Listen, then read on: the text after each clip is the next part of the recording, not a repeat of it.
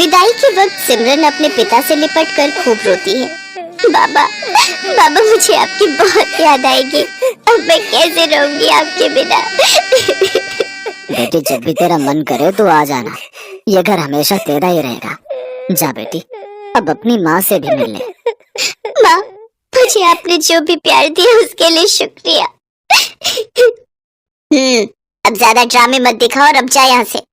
ये कहकर रमोला उसे धक्का देते हैं कि तभी उसका पति नैतिक उसे संभाल लेता है। क्या हुआ? तुम गिर कैसे गई? वो लहंगा पैर में अटक गया था, बस इसी वजह से। फिर सिमरन अपने मन में सोचती है, अच्छा हुआ माँ को धक्का देते हुए किसी ने नहीं देखा। मैं हमेशा माँ के प्यार के लिए तरसती रही, लेकिन उन्होंने मुझे कभी प्यार नहीं दिया। फिर सिमरन ब्याह कर घर आ जाती है।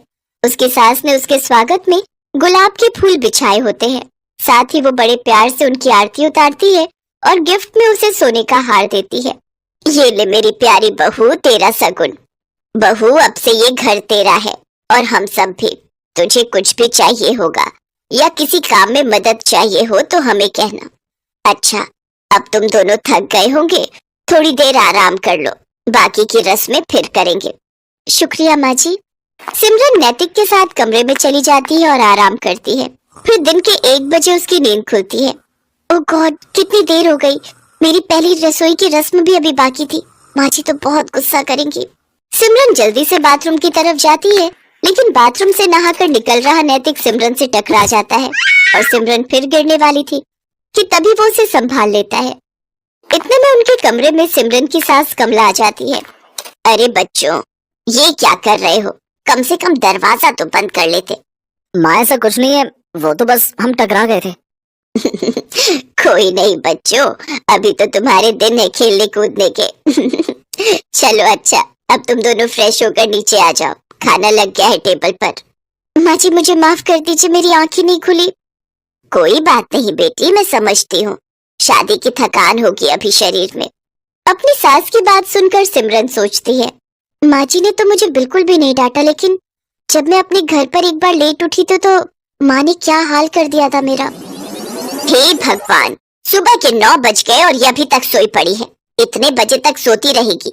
अरे घर के काम धाम नहीं करने क्या? तेरे पापा का टिफिन और घर की साफ सफाई कौन करेगा? चल अब उठ। रमोला, बस भी करो। आखिर तुम कितना कठोर बनोगी मेरी बेटी के साथ।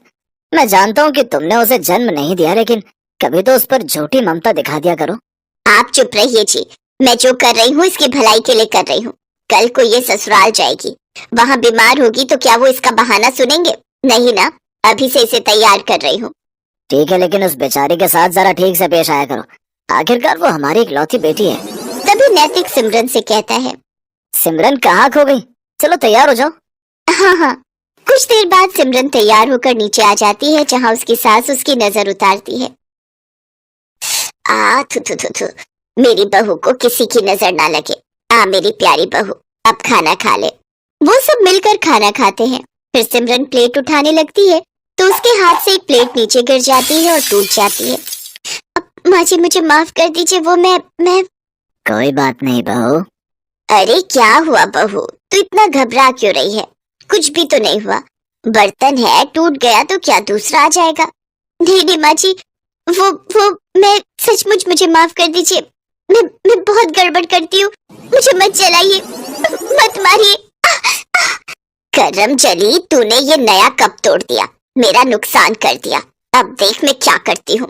रमोला चूल्हे में से गरम लकड़ी निकालकर सिमरन के हाथ पर लगा देती है। सिमरन जोर जोर से चिल्लाती है, मत जलाइए मुझे, मत जलाइए।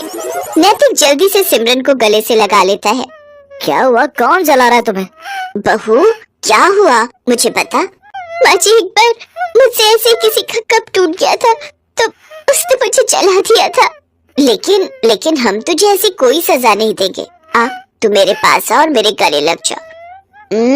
मेरी बच्ची, यूं घबराते नहीं। ऐसे ही दिन गुजरते हैं।